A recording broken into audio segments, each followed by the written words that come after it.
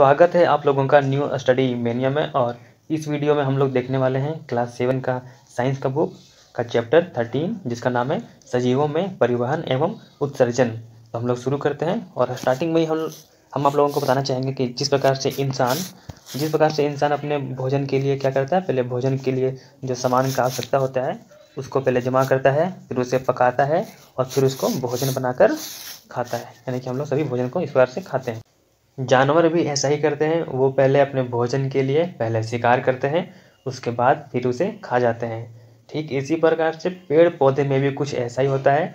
वे पहले मिट्टी से जल और खनिज लवण को अवशोषित करते हैं और फिर अपने बाकी हिस्सों तक उसे पहुंचाते हैं, जैसे कि अपने पत्तियों में। फिर वहां पर प्रकाश संश्लेषण के द्वारा भोजन बनता है, फिर उस पत्ती से यानी कि बाकी हिस्सों में फिर भोजन को पहुंचाया जाता है। तो ये कार्य किस प्रकार से होता है हम लोग इसी को समझेंगे। तो इसको समझने से पहले हम लोग को जानना पड़ेगा एक वर्ड का मतलब, जो वर्ड है परिवहन। और परिवहन का मतलब होता है कि एक स्थान से दूसरे स्थान तक ले जाना। ठीक है, यानी कि कोई भी पदार्थ को एक स्थान से दूसरे स्थान तक ले जाना परिवहन कहलाता है। अब बात आती है कि जो पेड़ जो होते हैं, जो पौधे होते हैं, वे मिट्टी से किस प्रकार जल और खनिज लवण को अवशोषित करते हैं। तो हम लोग इसको समझने के लिए इस फिगर के माध्यम से समझेंगे। हम लोग इस फिगर को ध्यान से देखेंगे। इसमें आप लोग देख सकते हैं कि इसमें एक पौधा बना हुआ है। ठीक है, एक पौधा, और नीचे में जो इसका जड़ है वो मिट्टी की ओर है। अब इसमें क्या होता है कि ये जो जड़ जो रहता है, तो इस जड़ में होता है क्या कि इस जड़ में मतलब कि जैसे हमारे शरीर का हाथ में हमारे पैर में महीन महीन बाल जो होते हैं, उसी प्रकार से इन जड़ों में भी होते हैं महीन महीन बाल के समान, इस तरह से बाल के जैसे होते हैं इस प्रकार से, जिसे मूल रोम कहा जाता है। और ये मूल रोम का काम क्या होता है कि ये जो मिट्टी के कण में जो जल होते हैं ये उसे अवशोषित करता है और जड़ के माध्यम से फिर ऊपर की ओर जाता है। जड़ से पौधों के बाकी हिस्सों में, जैसे कि उसके तने में, उसके पत्तियों में जल और खनिज लवण इस प्रकार से जाते हैं। अगर मान लीजिए यहाँ से अवशोषित किया गया है तो वो इस प्रकार से होते हुए जड़ के माध्यम से ऊपर की ओर जाते हैं। अब बात यहाँ पर आता है कि जड़ से आखिर ऊपर की ओर जाते कैसे हैं। तो इसके समझने के लिए हम लोग को समझना होगा कि वाहिकाएँ क्या होती है। वाहिकाएँ क्या होती है, ये पाइप जैसी संरचना होती है जिसे वाहिकाएँ कहते हैं। और ये क्या करता है, ये जल को और खनिज को जड़ से पत्तियों तक ले जाता है, इसका यही काम है। और ये जो होता है वाहिकाएँ, ये जड़ से लेकर के सभी पत्तियों तक फैला हुआ होता है, जुड़ा हुआ रहता है, ताकि जल और खनिज जड़ से पत्तियों तक जा सके। तो इसे आप लोग इस फिगर से देख सकते हैं।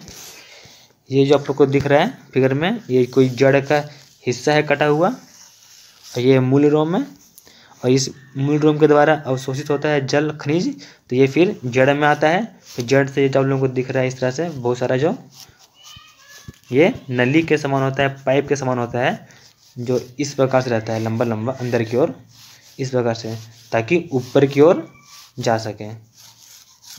कुछ इस प्रकार से रहता है, देखिए वो लोग दिख रहा है, ये वाला जो लंबा लंबा पाइप के जैसा, इस प्रकार, ताकि नीचे से ऊपर की ओर जा सके। तो उसे हम लोग वाहिकाएँ कहती है। और अब बात यह आता है कि पौधों में जल और बाकी जो पदार्थ होता है उसका परिवहन यानी कि ले जाना और लाने का काम जिस ऊतक के द्वारा होता है उसे संवहन ऊतक कहते हैं। और ये दो प्रकार के होते हैं, पहला जाइलम और दूसरा फ्लोएम। जाइलम होता है, दूसरा फ्लोएम होता है।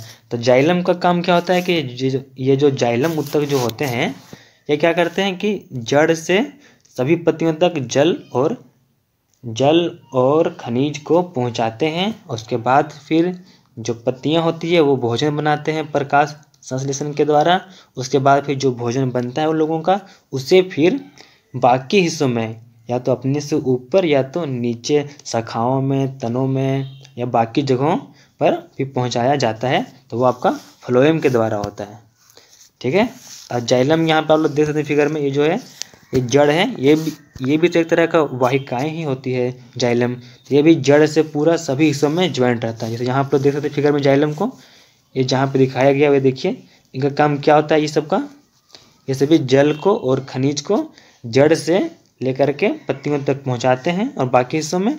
और फिर जो फ्लोएम होता है वो क्या करता है कि जब पत्तियों में भोजन बन जाता है तो फिर उसे वो पहुंचाते हैं बाकी हिस्सों में, शाखाओं में या फिर तनों में, बाकी हिस्सों में फिर भोजन को पहुंचाया जाता है। ये आपका फ्लोएम का काम होता है। और ये काम किस प्रकार से होता है, यहाँ पे फ्लोएम का हम लोग को दिखाया गया फिगर में कि देखिए ये जो आप लोगों को येलो येलो डॉट जो दिख रहा है और रेड जो डॉट दिख रहा है, ये सभी क्या है, कुछ जल है तो कुछ तैयार भोजन है। ये आपका फ्लोएम है। ठीक है, अब फ्लोएम में देखिए आप लोग क्या होता है, कुछ नीचे की ओर आता हुआ दिख रहा है, कुछ ऊपर की ओर जाता हुआ दिख रहा है। ऐसा इसलिए क्योंकि फ्लोएम में दोनों काम होते हैं, या तो नीचे की ओर आता है या तो ऊपर की ओर। क्यों ऐसा होता है? क्योंकि ये देखिए, अगर मान लीजिए कि ये कोई पेड़ है, नहीं ये मान लीजिए ये कोई छोटा सा फूल का पौधा है। ठीक है, ये कोई फूल का पौधा है, ये मिट्टी में लगा हुआ है। तो मान लीजिए अगर इस वाले पत्ती में भोजन बनता है तो भोजन का सिर्फ यहीं पर रहेगा, इसे भोजन नहीं चाहिए, इसे भोजन नहीं चाहिए, तो ये यहाँ से नीचे की ओर भेजता है या फिर ऊपर की ओर भेजेगा ताकि सभी हिस्सों में भोजन पहुँच सके। तो इसीलिए इसमें दोनों कार्य होते हैं, या तो नीचे की ओर आते हैं और ऊपर की ओर भी जाते हैं। इसीलिए यहाँ पर दो तरह का एरो आप लोगों को देखने को मिलता है, क्योंकि इसमें दोनों ओर से बहाव होता है, यानी कि कुछ ऊपर की ओर जाते हैं तो कुछ नीचे की ओर आते हैं। अब हम लोग आगे बढ़ते हैं। आप लोग अब ये जान चुके हैं कि जड़ के माध्यम से जो जल पौधे में जाता है उसका उपयोग होता है। ठीक है, लेकिन जो जल एक्स्ट्रा हो जाता है, यानी कि जिस जल का उपयोग नहीं होता है उस जल का क्या होता है? तो आप लोगों को याद होगा कि अगर ये कोई पत्ती है, किसी भी पेड़ पौधे का अगर ये कोई पत्ती है तो इसमें क्या होता है कि छोटे छोटे छिद्र होते हैं, इस प्रकार से होते हैं, जिसे रंध्र कहा जाता है। मैंने फिगर में थोड़ा बड़ा बना दिया है, पर इतने छोटे छोटे होते हैं ये कि आपको दिखाई भी नहीं देंगे। ठीक है, तो इसे रंध्र कहा जाता है। और इनका काम क्या होता है कि ये अतिरिक्त जल को वाष्प करके, यानी कि वाष्पित के माध्यम से इससे जल को बाहर निकाल देते हैं। और इससे क्या होता है कि जैसे कि मान लीजिए कि अगर यहाँ से जल बाहर निकल रहा है, यहाँ से निकल रहा है, यहाँ से निकल रहा है, इस जगह से, इस जगह से, इस जगह से, तो उस जगह पे क्या होता है कि एक प्रकार का खिंचाव बल बनता है। और खिंचाव बल से क्या होता है कि कुछ को खींचने में सहायता मिलता है। सहायता किसे मिलता है? ये जो जाइलम होता है ना, जो जड़ से जल को पत्तियों तक पहुंचाता है, तो उस जाइलम को हेल्प मिलता है ताकि वो जड़ से पत्तियों तक जल को पहुंचा सके। और फिर इसी पत्ती में खाना बनता है लोगों का प्रकाश संश्लेषण के द्वारा। और जो एक्स्ट्रा पानी होता है जिसका उपयोग नहीं होता है वो इसी रंध्र के माध्यम से निकल जाते हैं, वाष्प बनकर निकल जाते हैं। तो आप लोग इस बात को नोट कर लीजिएगा कि एक्स्ट्रा पानी जो होता है पौधे में, यानी कि पौधों में उपस्थित अतिरिक्त जल को रंध्र द्वारा वाष्प के रूप में बाहर निकाला जाता है, यानी कि बाहर निकालना ही वाष्पोत्सर्जन कहलाता है। ठीक है, और इस बात को भी आप लोग नोट कर लीजिएगा कि वाष्पोत्सर्जन जब प्रोसेस होता है या जो प्रक्रिया होती है तो इससे पेड़ पौधे को क्या मिलती है? ठंडक मिलती है। इसे आप लोग नोट कर लीजिएगा। अब हम लोग आगे बढ़ते हैं। आप लोग अब ये जान चुके हैं कि किस प्रकार से पौधों में जल और खनिज का परिवहन होता है। अब हम लोग जानेंगे कि जंतुओं में किस प्रकार से परिवहन होता है। तो आप लोगों को पता है, आप लोगों ने 6ठी क्लास में यह पढ़ा होगा कि हमारे शरीर में भोजन, वायु और जल की आवश्यकता होती है। उसे हम लोग जल और भोजन और वायु को लेकर क्या करते हैं? कोशिकाओं तक पहुंचाते हैं हमारे शरीर में, जो कि कोशिकाओं के द्वारा क्या होता है? भोजन को तोड़ा जाता है। फिर उसके द्वारा ही हम लोगों को ऊर्जा प्राप्त होती है। और फिर साथ में हम लोगों को कुछ अवशिष्ट पदार्थ भी बनता है जो हम लोगों की आवश्यकता नहीं होती है, जिसे बाहर निकालना भी आवश्यक हो जाता है। और आप लोग इस बात को नोट कर लीजिएगा, ध्यान में रखिएगा कि हृदय और रक्त वाहिनियाँ मिलकर शरीर का परिसंचरण तंत्र बनाती है। आप लोग इस फिगर में देख सकते हैं, यहाँ पर हमारी फेफड़ा है और यहाँ पर हमारा हृदय, और ये जो ब्लू ब्लू जो है ये क्या है? धमनी है। और ये जो रेड रेड जो दिख रहा है ये सभी क्या है? सिरा है। धमनी और सिरा के बारे में हम लोग आगे देखेंगे। और ये हमारी कोशिकाएं हैं। ठीक है, तो यही क्या है आपका, ये फिगर क्या है आप लोगों का? मानव का परिसंचरण तंत्र। अब हम लोग आगे देखते हैं। आप लोगों ने रक्त को तो देखा ही होगा। जब आप लोग अगर कहीं अपने शरीर में कहीं भी अगर कभी चोट लगा होगा या कहीं पर कट गए होंगे तो आप लोगों को रक्त निकलता हुआ दिखता ही होगा जरूर। ताकि रक्त क्या होती है? तो रक्त क्या है कि रक्त एक प्रकार का शारीरिक तरल पदार्थ है जो भोजन, वायु और अवशिष्ट पदार्थों का परिवहन परिवहन करता है। यानी कि जिस प्रकार से पौधों में जल खनिज का जड़ों से लेकर के सभी पत्तियों तक परिवहन करता है, उसी प्रकार से हमारे शरीर में रक्त जो होती है वो भोजन का और वायु और अपशिष्ट पदार्थों का परिवहन एक स्थान से दूसरे स्थान तक करता है। ठीक है। और रक्त क्या होती है, रक्त में क्या होते हैं कि रक्त में दो प्रकार की चीज़ होते हैं। जैसे कि रक्त में होता है पहला प्लाज्मा। प्लाज्मा क्या होती है, ये रक्त में जो तरल भाग होता है, जो द्रव होता है, उसे प्लाज्मा कहते हैं। और वो आप लोगों का 55% यानी कि 55% होता है। और रक्त कोशिकाएं भी होती है। रक्त कोशिकाएं आप लोगों का 45% होती है। और रक्त कोशिकाएं जो होती है वो 3 तरह की होती है। पहला लाल रक्त कोशिकाएं जिसे रेड ब्लड सेल कहते हैं, और दूसरा श्वेत रक्त कोशिकाएं जिसे व्हाइट ब्लड सेल कहते हैं, और तीसरा होता है पट्टिकाणु जिसे व्हाइट प्लेटलेट्स कहते हैं। और अगर कोई इंसान स्वस्थ है तो उसके शरीर में 5 लीटर तक खून हो सकता है। तो आप लोग इस बात को नोट कर लीजिएगा कि रक्त का जो तरल भाग रहता है, लिक्विड वाला भाग, द्रव वाला भाग, उसे प्लाज्मा कहते हैं। और रक्त में जो कोशिकाएं होती है वो 3 प्रकार की होती है, जो कि एक होता है लाल रक्त कोशिकाएं। और जो भी सारी कोशिकाएं, यानी कि जो कोशिकाएं अगर किसी द्रव में बहती है या फिर अगर उसमें तैरती है तो उसे हम लोग कनिकाएं भी कह सकते हैं। तो आरसीबी जो होती है, यानी कि लाल रक्त कोशिकाएं जो होती है वो प्लाज्मा में तैरती है, इसलिए लाल रक्त कोशिकाओं को कनिकाएं भी कहते हैं हम लोग। और लाल रक्त कोशिकाएं जो होती है उसमें लाल लाल रंग का वर्णक होता है जिसे हेमोग्लोबिन कहते हैं। ठीक है। अब हम लोग इसे फिगर समझने का प्रयास करेंगे। यहाँ पर आप लोग फिगर को देख सकते हैं कि ये एक रक्त वाहिनी है। रक्त वाहिनी हम लोग आगे समझेंगे, इसमें बस इतना समझिए भी कि रक्त वाहिनी में क्या होता है, खून बहता है। ठीक है। यानी खून एक स्थान से दूसरे स्थान तक जाता है, रक्त जाता है। तो इसमें जो आप लोग ये जो द्रव वाला जो भाग दिख रहा है, द्रव वाला, ये क्या है, प्लाज्मा है। और ये जो आप लोगों को दिख रहा है लाल लाल रंग का, ये वाला, ये लाल रक्त कोशिकाएं हैं, और इसी को लाल रक्त कण भी कहते हैं। और ये जो आप लोगों को दिख रहा है सफ़ेद सफ़ेद ये वाला जो हिस्सा, ये क्या है, ये है पट्टिकाणु, यानी कि व्हाइट प्लेटलेट्स इसे ही कहते हैं। और ये वाला जिससे दिख रहा है आप लोगों को, ये वाला हिस्सा, ये सबको क्या कहते हैं, सफ़ेद रक्त कण, यानी कि व्हाइट ब्लड सेल। ठीक है। अब आप लोग जान गए हैं कि ये जो पट्टिकाणु जो होता है वो क्या करता है कि अगर हम लोग कहीं भी कट जाते हैं तो तुरंत कुछ टाइम बाद वहाँ पर रक्त का बहना जब बंद हो जाता है अपने आप, तो उस हिस्से पर लाल रंग का थक्का जम जाता है, जिसे हम लोग कहते हैं कि खून जम गया है, इस प्रकार से। तो वो क्या होता है कि पट्टिकाणु जो होते हैं वो रक्त का थक्का बनाते हैं, यानी कि जमाते हैं, जिससे क्या होता है कि रक्त का बाहर निकलना बंद हो जाता है। यानी कि ये जो पट्टिकाणु जो होते हैं इसी के कारण हम लोगों का खून बहना बंद होता है, क्योंकि वे वहाँ पर लाल रंग का थक्का बनाते हैं, इसीलिए। ठीक है। अब हम लोग आगे बढ़ते हैं। आगे हम लोग जानने को मिलता है रक्त वाहिनियाँ के बारे में। रक्त वाहिनी क्या होता है कि रक्त वाहिनी का कार्य होता है कि रक्त को शरीर में एक स्थान से दूसरे स्थान तक ले जाना, पहुंचाना। और शरीर में रक्त वाहिनियाँ क्या करती हैं, ये 2 प्रकार की होती हैं, पहला धमनी और दूसरा सिरा। हम लोग पहले धमनी के बारे में देखेंगे और जानेंगे। हम लोग अब धमनी के बारे में जानेंगे। तो धमनी होती क्या है कि धमनी भी एक प्रकार की वाहिनी होती है, यानी कि ये भी रक्त को एक स्थान से दूसरे स्थान तक ले जाने का कार्य करती है। और ये जो धमनी होती है ये कहाँ से कहाँ रक्त ले जाती है, ये हृदय से ऑक्सीजन वाली जो रक्त होती है, यानी कि ऑक्सीजन युक्त रक्त, उसको शरीर के सभी हिस्सों में ले जाती है। हृदय से सभी हिस्सों में, यानी कि फेफड़ों में हो गया, सभी कोशिकाओं तक, तो वहाँ तक ये धमनी खून को ले जाने का काम करती है। और आप लोगों को पता होगा कि हमारे शरीर में, हमारी नसों में जो खून होता है, रक्त होता है, वो बहुत रफ्तार से बहते रहता है हमेशा। तो इसीलिए ये धमनी होती है, धमनी की दीवार मोटी होती है और लचीली भी होती है। और हम लोग धमनी में जो रक्त का जो बहाव होता है उसे हम लोग महसूस भी कर सकते हैं।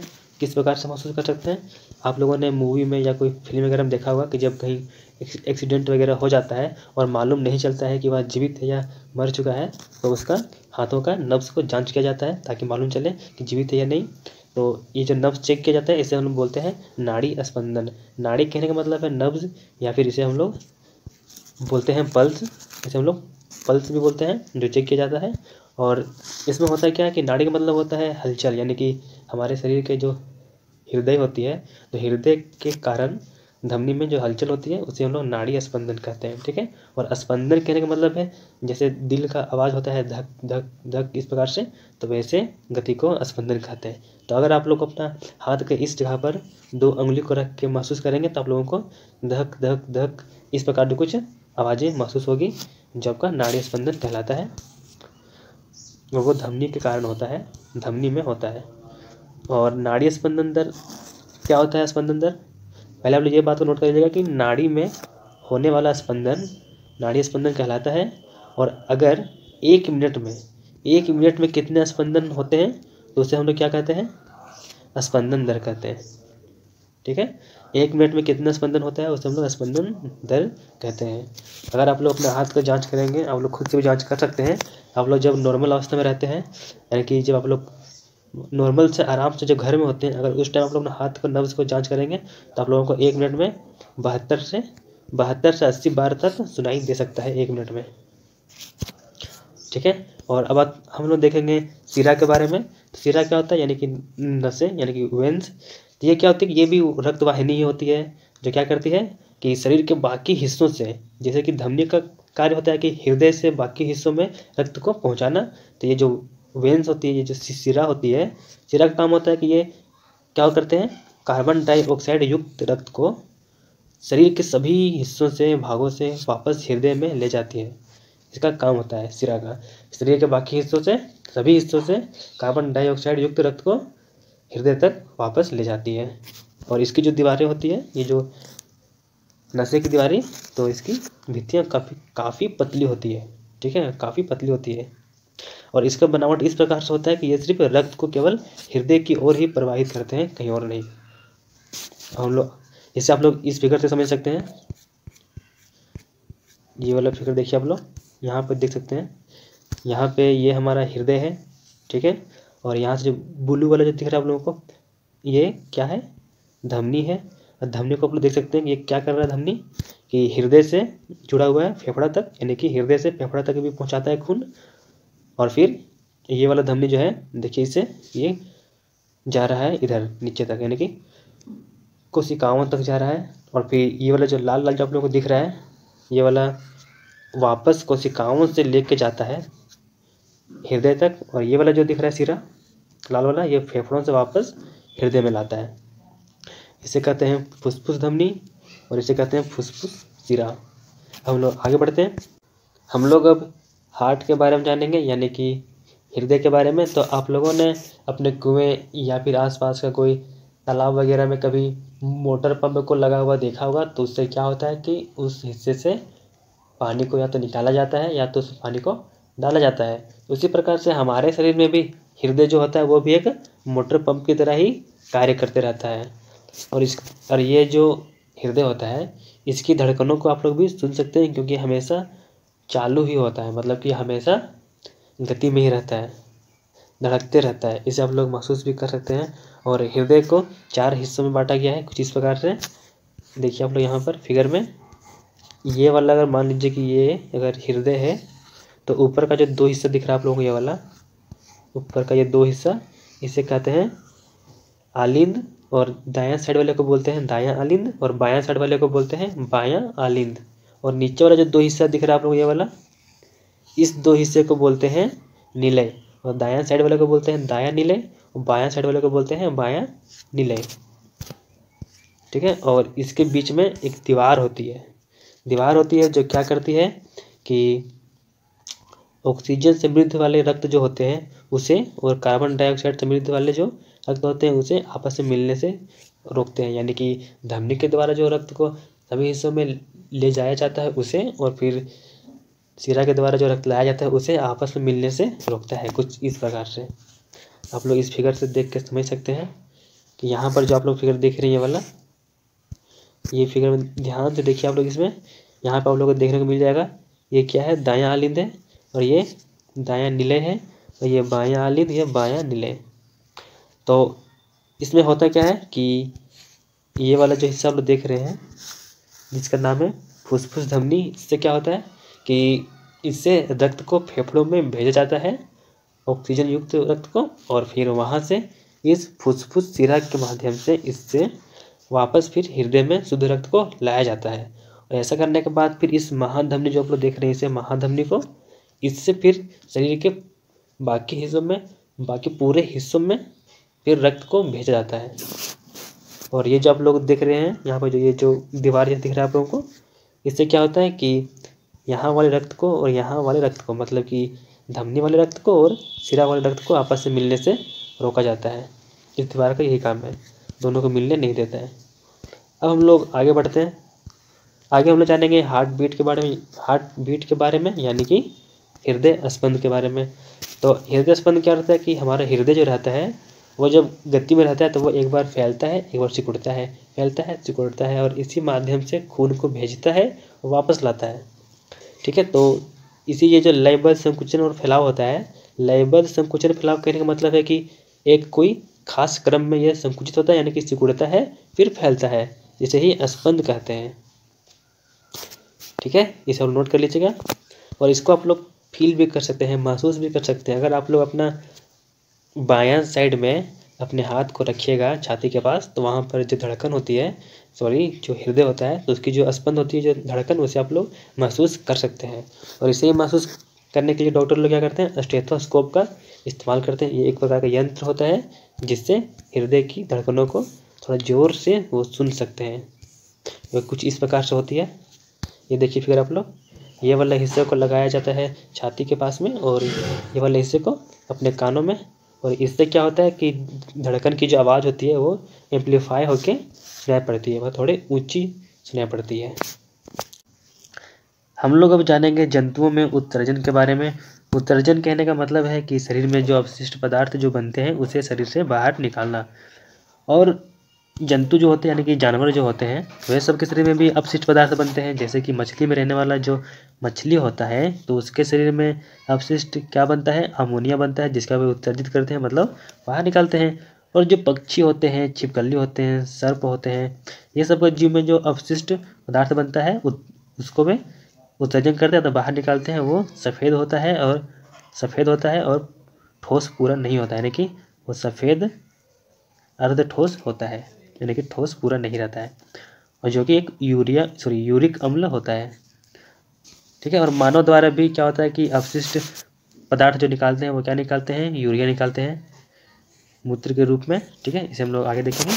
और एक कोशिकीय छोटे जीव जो होते हैं यानी कि जैसे कि अमीबा हो गया, पैरामीशियम हो गया, ये सब हानिकारक पदार्थ बाहर निकालने के लिए लोगों को कोई खास अंग यानी कोई विशेष अंग का आवश्यकता नहीं होता है, क्योंकि ये उसका निष्कासन किस प्रकार से करते हैं, विसरण विधि के द्वारा करते हैं। इसलिए, और आप लोगों ने 6ठी कक्षा में पढ़ा होगा कि बहुकोशिकीय जीव जो होते हैं जिनके शरीर में अपशिष्ट पदार्थ के रूप में क्या बनता है, कार्बन डाइऑक्साइड जो बनता है, तो उसे वो फेफड़ों के माध्यम से शरीर से बाहर निकालते हैं, जिसे हम लोग उच्छ्वसन प्रक्रिया कहते हैं। यानी कि शरीर से जो हवा बाहर निकालते हैं कार्बन डाइऑक्साइड को, उसे, और फिर जो ऐसा भोजन होता है जो नहीं पचता है यानी कि अपचित भोजन जो होता है उसे बहिक्षेपण विधि से बाहर निकाल देते हैं।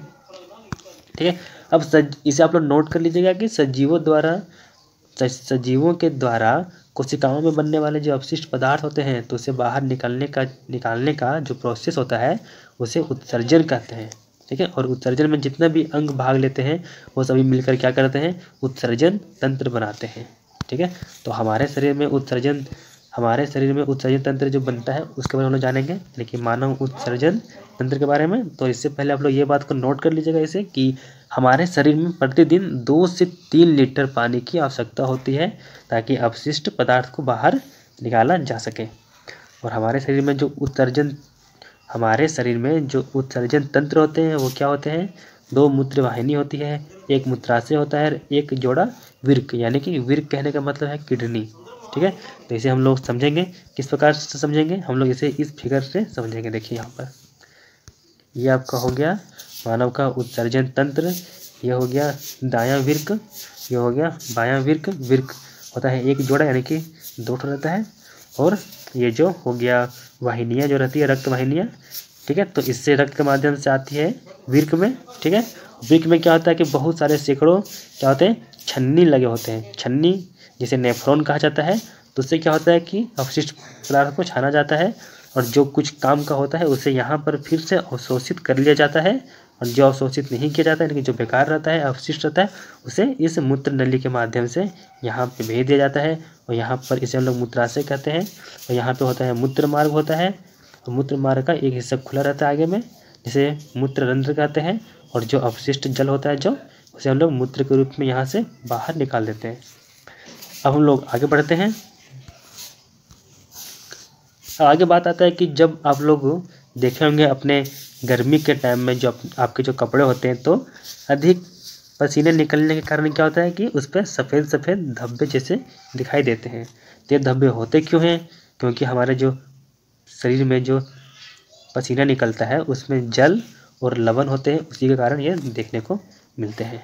ठीक है, यानी कि सफ़ेद धब्बे जो होते हैं वो पसीने में उपस्थित लवण के कारण होते हैं। इसे आप लोग नोट कर लीजिएगा। हम लोग आगे बढ़ते हैं। तो आगे हम लोग जानने मिलता है कि आप लोग इसे एक बात को नोट कर लीजिएगा। ठीक है, कि अगर नहीं मतलब आप इसे नोट कर लीजिएगा कि एक व्यक्ति जो होता है वो 24 घंटे में यानी कि एक दिन में 1 से 1.8 लीटर मूत्र मतलब कि शरीर से बाहर निकालता है। और मूत्र जो होता है उसमें क्या होता है कि 95% जल होता है और 2.5% यूरिया होता है और फिर इसमें 2.5% अवशिष्ट पदार्थ होता है। तो इससे आप लोग अंदाज़ा लगा सकते हैं कि हम लोगों को 2 से 3 लीटर पानी की आवश्यकता क्यों पड़ती है एक दिन में, क्योंकि इसमें 90% जल ही बाहर निकलता है इसलिए। ठीक है, तो अब क्या आप लोग जानते हैं कि मिट्टी के जो घड़े बनते हैं उसमें पानी ठंडा क्यों रहता है? ऐसा इसलिए रहता है क्योंकि घड़ों में जो छोटे छोटे छिद्र जो होते हैं तो उससे पानी रिसते रहता है और बाहर का सतह पर आता है। और जब यह पानी वाष्पित होता है तो घड़े में जो बचा हुआ पानी होता है वो ठंडा हो जाता है। उसी प्रकार से हमारे शरीर को ठंड देने के लिए, हमारे शरीर में ठंडक बनाए रखने के लिए हमारे शरीर से पसीना निकलता है और हम लोग शरीर को ठंडा रखने में मदद करता है। इसीलिए गर्मी के टाइम में पसीना निकलता है। अब हम लोग आगे बढ़ते हैं।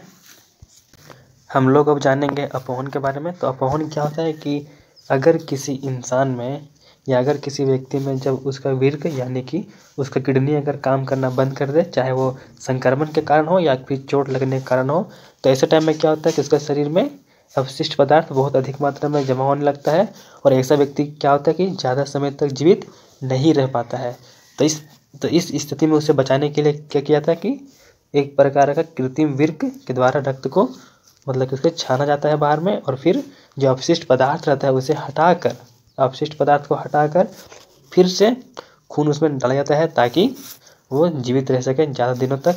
तो इस प्रकार से रक्त को छानने की विधि को अपवहन कहते हैं। ठीक है, तो यहाँ पर आप लोग इसे फिगर से समझ सकते हैं। इस प्रकार यहाँ पे देखिए आप लोग, यहाँ पे आप लोगों को देखने को मिल रहा है कि यहाँ पे एक मरीज लेटा हुआ है और इसके हाथों से ये वाला जो दिख रहा है आप लोगों को, ये वाला धमनी से जुड़ा होता है, ये वाला धमनी से जुड़ा होता है। फिर यहाँ से आता है फिर यहाँ पर, तो यहाँ पर भी खून को छाना जाता है अपवहन के लिए जो विलयन रहता है उससे। और यहाँ पर अवशिष्ट पदार्थ जो रहता है यानी कि यूरिया वगैरह वो सभी इसमें जमा होता है और खून फिल्टर होने के बाद फिर से वापस शरीर में जाता है। तो ये आपका अपवहन होता है। तो इसी के साथ ये चैप्टर समाप्त होता है। तो हम लोग मिलेंगे अगले वीडियो में और अगले वीडियो में हम लोग इस चैप्टर का सारा प्रश्न और उत्तर को समझेंगे और देखेंगे।